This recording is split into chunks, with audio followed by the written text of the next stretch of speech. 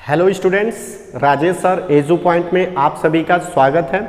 आज मैं जो है इसके पहले जो आपको वीडियो मिली थी उसमें आपको खंड अ के बारे में बताया गया था। हिंदी के केवल प्रश्न पत्र जो न्यू एजुकेशन पॉलिसी पर आधारित है, तो नई शिक्षा नीति बता रही है कि इस बार आपका पेपर जो होगा बदला हुआ आएगा। तो उसमें इस बार बिल्कुल ही बदल दिया गया, पहले जैसा पेपर अब नहीं आएगा। जो आपको 20 नंबर बताए गए थे इसके पहले वाले वीडियो में कि कैसे प्रश्न आएंगे, कहाँ कहाँ से पूछे जाएंगे, और आज मैं बता रहा हूँ कि जो 50 नंबर के क्वेश्चन पूछे जाएंगे वो वर्णनात्मक प्रश्न खंड ब में होंगे और कैसे कैसे कहाँ कहाँ से लिए जाएंगे। तो दोस्तों, इसके पहले मैं आपको एक चीज़ बताना चाहता हूँ कि आपका जब तक किसी काम के प्रति समर्पण नहीं होगा ना, तब तक कुछ भी होना संभव नहीं है। देखिए, एक छोटी सी कहानी है। एक बार एक गाड़ीवान थे, गाड़ी लेकर के कहीं चले जा रहे थे। उनकी गाड़ी अचानक एक गड्ढे में फंस गई और बैल बहुत बल लगा रहे थे और ये खड़ा होकर के हनुमान जी का नाम याद कर रहे थे, क्योंकि बड़े हनुमान भक्त थे। लेकिन कुछ नहीं हो रहा था। तब तक उधर से एक पंडित जी आए और कहे, जानते हो, हनुमान जी ने नहीं जाना था और नहीं जानते हुए पूरा एक छोटा सा जड़ी लाने के लिए वो चले गए थे पहाड़ पर और पूरे पहाड़ को उठाकर लेके चले आए थे। और वो पहाड़ लाने के उतनी ताकत उनमें कहाँ से आ गई? तो देखो, कहने का मतलब है, पंडित जी ने उससे कहा कि देखो, आप तो हाथ लगा के देखो, आपका बैलगाड़ी निकलता है कि नहीं, कब तक दूसरे के भरोसे बैठे रहोगे? वो आदमी खुद बल लगाता है, बैलगाड़ी निकल जाती है। तो कहने का मतलब है कि आप याचना का भाव मत रखिए किसी के सामने कि फलाना हमको मदद कर देगा, ये कर देगा, वो कर देगा। कुछ नहीं, आप स्वयं के भरोसा रखिए और स्वयं पे भरोसा रख के जम के तैयारी करिए, अच्छे नंबर लेकर के आइए। और मेरे साथ, मेरे चैनल के साथ अगर नए हो तो सब्सक्राइब कर लीजिए, जुड़ जाइए। आपके बेहतर तैयारी करने के लिए ये बहुत अच्छा प्लेटफॉर्म है। चलिए, आज मैं स्टार्ट करने जा रहा हूँ। यहाँ पे खंड ब, इसके पहले वाले वीडियो में आप देख सकते हैं कि उसमें आपको बताया गया है कि कैसे कौन कौन से प्रश्न पूछे जाएंगे। आज मैं बता रहा हूं कि आपको खंड ब से, देखिए, खंड ब वर्णनात्मक प्रश्न पूर्णांक 50 नंबर, ये जो 50 नंबर के प्रश्न हैं कहाँ कहाँ से आपसे पूछे जाएंगे। ठीक है, तो देखो, ये जो खंड ब जो है ना, आपको लिखित परीक्षा होगा। इसमें आपको गोला मार्क नहीं करना होगा, इसमें आपको लिखित परीक्षा होगा। ये ऑब्जेक्टिव MCQ को छोड़ करके 20 नंबर, ये आपका वर्णनात्मक डिस्क्रिप्टिव है, ये लिखना पड़ेगा आपको और इसका जवाब देंगे तब जाके आपको नंबर मिलेंगे 50 नंबर। तो देखते हैं कहाँ कहाँ से कैसे कैसे प्रश्न पूछे जाएंगे। तो देखिए, पहला जो आप देख रहे हैं, ध्यान से देखिए, मेरे इस बोर्ड पे आपको नजर आ रहा होगा। पहला मैं आपको समझा रहा हूँ। देखिए, गद्य हेतु निर्धारित पाठ्य वस्तु से गद्यांश पर आधारित प्रश्न होंगे 3 × 2 = 6 नंबर का। अब इसको हम आपको समझाते हैं। देखिए, आपके चैप्टर में जो चैप्टर है, इस साल 30% कटौती के बाद जो आपका पाठ बचा हुआ है, जैसे आचार्य रामचंद्र शुक्ल का मित्रता है, तो उस चैप्टर में से और भी है, तो जो नहीं है वो भी हम आपको वीडियो बना के बता देंगे। जिसको नहीं पढ़ना है वो अलग से आपको बता दिया जाएगा।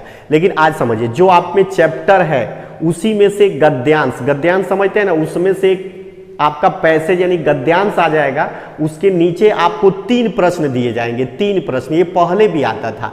3 प्रश्न होंगे, उनमें से आपको तीनों करने होंगे। अगर आप तीनों अटेम्प्ट करते हैं तो आपको, देखिए, तीनों सही जवाब देते हैं, 3 प्रश्न का जवाब 2 नंबर 1 होगा, तो 3 दूनी 6, यानी एक प्रश्न 2 नंबर का है तो 3 प्रश्नों को हल करेंगे तो आपको 6 नंबर। तो मैं बता दूं क्या क्या आता है। संदर्भ आता है, उसका व्याख्या आएगा और व्याख्या के बाद आपको एक प्रश्न उसी में से दिया जाएगा जिसका जवाब आपको देना पड़ेगा। तो आपको कितना मिलेगा? 6 नंबर। अब आते हैं दूसरा पे। दूसरा आपका है पद्य से।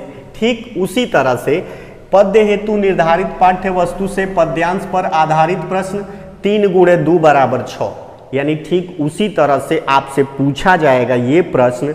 एक आपको कविता दे दी जाएगी और कविता के नीचे आपको लिखना होगा उसका संदर्भ, व्याख्या और काव्य सौंदर्य। संदर्भ, व्याख्या और काव्य सौंदर्य, ये लिखेंगे तो 3 प्रश्न बन रहा है। संदर्भ पे 2 नंबर मिलेगा, काव्य सौंदर्य पे 2 नंबर और व्याख्या पे आपको 2 नंबर। टोटल मिलकर के कितना हो जाएगा? देखिए, 3 दूनी 6 नंबर, यानी 3 नंबर आपको किस पर? 3 प्रश्न है और एक प्रश्न पे आपको 2 नंबर दिए जाएंगे। तो ये कविता यानी जो आप में काव्य है, जो आपका पद्य वाला भाग है उसमें से पूछा जाएगा। जो आप में निर्धारित पाठ्यक्रम में है उसी को तैयार करना है, इधर उधर का ज़्यादा तैयार नहीं करना है।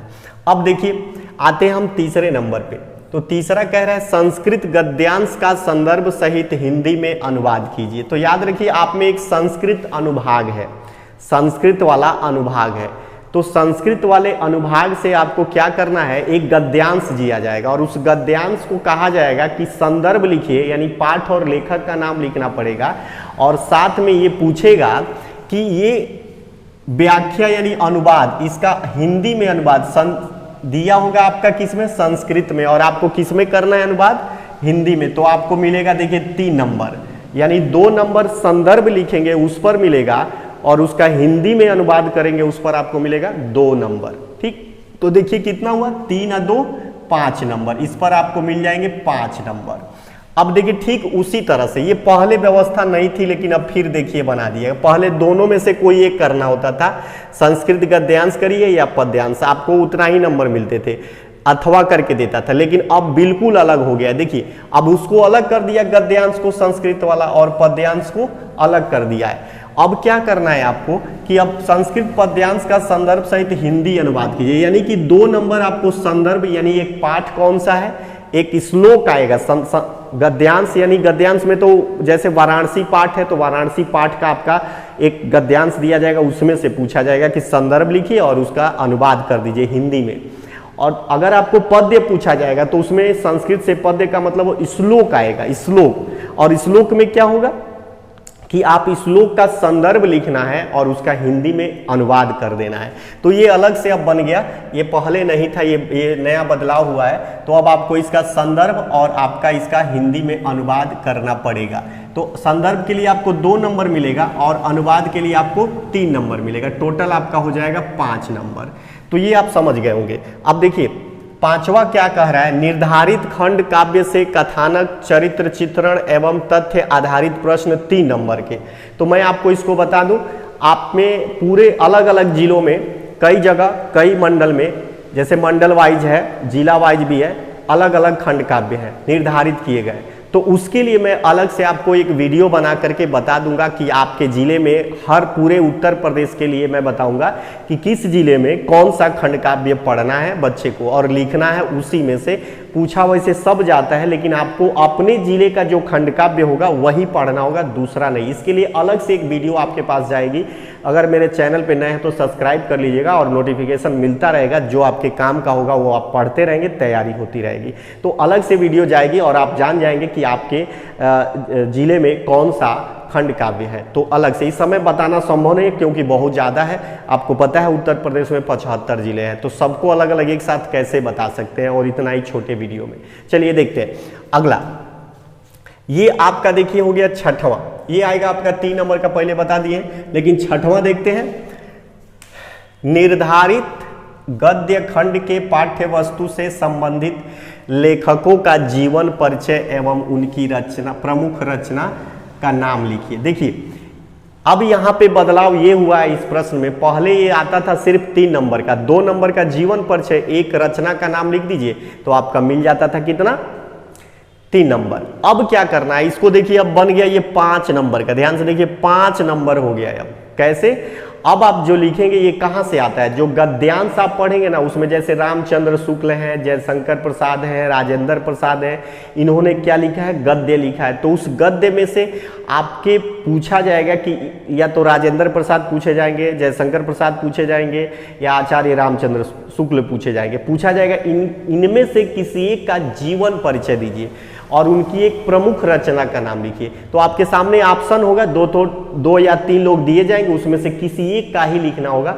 तो एक का लिखेंगे ना, तो देखिए 3 नंबर आपको जीवन परिचय पर मिलेगा, 2 नंबर एक उनकी रचना लिख देंगे तो 2 नंबर उनकी एक रचना पर आपको मिलेगा। दोनों जोड़ करके आपको 5 नंबर गद्यांश वाले यानी लेखकों के जीवन परिचय पर आपको 5 नंबर मिल जाएगा। ठीक उसी तरह से क्या किया गया है कि अब फिर से इसको अलग किया गया है कि निर्धारित पद्य खंड के पाठ्य वस्तु से संबंधित लेखकों का जीवन परिचय एवं प्रमुख रचना का नाम लिखिए। अब देखिए ये पद्य खंड है, यहाँ पे देखिए लिखा था गद्य खंड, ये पद्य खंड है। तो पद्य खंड का मतलब है कि जो आपके सिलेबस में कविताएं हैं, उन कविताओं में जो आपके सिलेबस में 30% छोड़ करके जो है उनमें से एक आपको कवि का जीवन परिचय लिखना होगा। उसमें 3 दिया जाएगा, जैसे मान लीजिए सूरदास हैं, तुलसीदास हैं, रसखान, उनमें से किसी एक का जीवन परिचय आपको लिखना पड़ेगा। 3 ठो दे दिया जाएगा कोई भी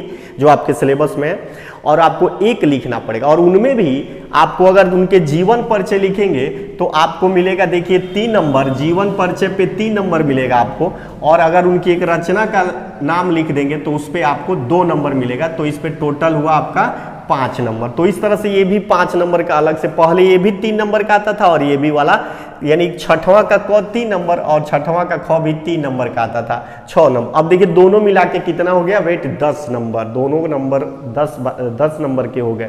अब देखिए दोनों प्रश्नों का वजन 10।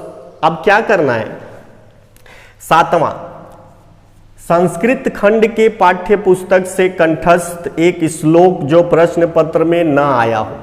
ये 2 नंबर का है। यहां समझिए कि आपको क्या कर रहा है कि संस्कृत जो पाठ्य वस्तु आप पढ़ेंगे ना, आप में जो संस्कृत पढ़ाया जाता है उसी में से एक श्लोक आपको लिखना है। जो संस्कृत हम लोग पढ़े हैं, जैसे उसमें आप संस्कृत पढ़े होंगे तो उसमें क्या होता है कि उसमें श्लोक दिए गए होते हैं, उसी में से आपको क्या करना है, एक श्लोक याद करना है और उसी को लिख देना है। और जैसे श्लोक है वैसे ही लिख देना है, 2 लाइन का 2 लाइन, 4 लाइन का 4 लाइन, 1 लाइन का 1 लाइन, जितना का याद हो लिखना है और आपको मिलेगा उस पर 2 नंबर। बस एक श्लोक लिखना है। लेकिन एक चीज का ध्यान रखना है आपको इसमें कि आपके ठीक इसके ऊपर यही प्रश्न होगा। देखिए यहाँ लिखा है ना पद्य खंड, तो एक श्लोक इस प्रश्न के ऊपर लिखा होगा। देखिएगा उस श्लोक में जो प्रश्न आया है, श्लोक आया है, उस श्लोक को आपको नहीं लिखना है।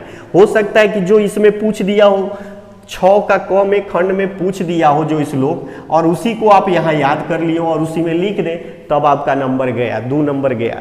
तो आपको 2 श्लोक याद करना पड़ेगा, और 2 श्लोक याद कर लेंगे तो एक श्लोक आपका क्या होगा, अगर यहाँ पर आ भी गया ना तो उसको छोड़ दीजिएगा और इसको आप दूसरा लिख दीजिएगा जो इसमें आया हो। उसको छोड़ करके जो यहाँ पर नहीं आया है वो आप लिख देंगे तो आपको मिलेगा कितना, 2 नंबर। बस एक ही श्लोक लिखना है। इसका मतलब है 2 नंबर का एक श्लोक लिखेंगे तो आपको कितना मिलेगा, 2 नंबर।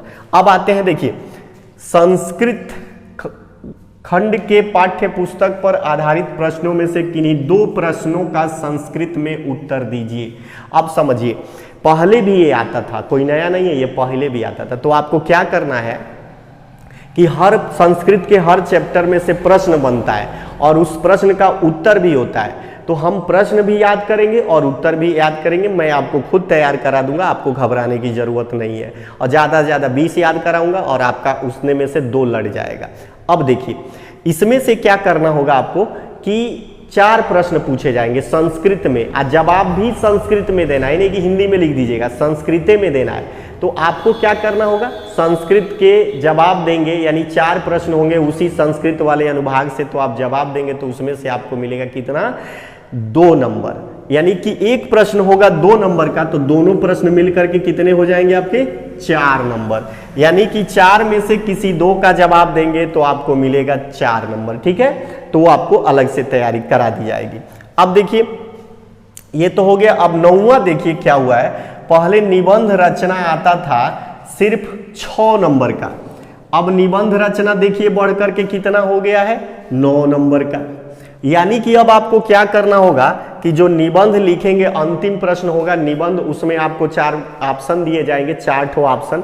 ये देखिए यहाँ लिख भी दिया गया है, वैज्ञानिक, सामाजिक, धार्मिक, सांस्कृतिक, आर्थिक समस्याएं एवं जनसंख्या, स्वास्थ्य, शिक्षा, पर्यावरण एवं यातायात के नियमों पर आधारित विषय। इनमें से ही किसी विषय पर आपको 4 ऑप्शन दिए जाएंगे, और जिस ऑप्शन को आप अच्छे से याद किए होंगे, तैयार किए होंगे, तैयारी होगी लिखने की, उसी को आपको लिखना है। लेकिन याद रखिएगा 9 नंबर का है तो कम से कम आपको 4 पृष्ठ से कम तो लिखना नहीं, यानी 2 पन्ना, तो इसलिए 2 पन्ना लिखना पड़ेगा, 4 पृष्ठ।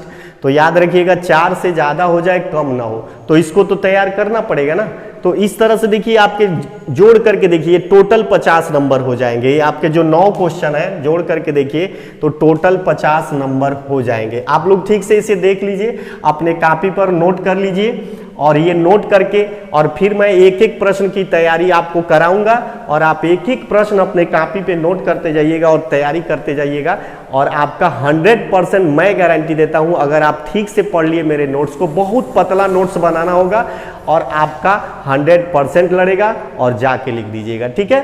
तो इसी के साथ अगला वीडियो जो मैं बताऊंगा वो आपको कौन कौन से चैप्टर आप में नहीं है, वो आपको नहीं पढ़ना है, वो बता दूंगा। बस उसको आप अपनी किताब में टिक लगा दीजिएगा, कौन कौन नहीं पढ़ना है यहां मैं लिख दूंगा।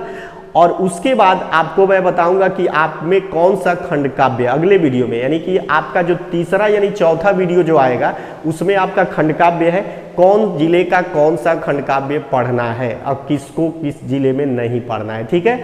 तो ये आपको अगले वीडियो मिल जाए। तो इसी के साथ आपसे मैं रिक्वेस्ट करूंगा, अगर आप मेरे चैनल पर नए हो तो एक बार सब्सक्राइब कर लीजिए और जुड़ जाइए मेरे साथ। धन्यवाद।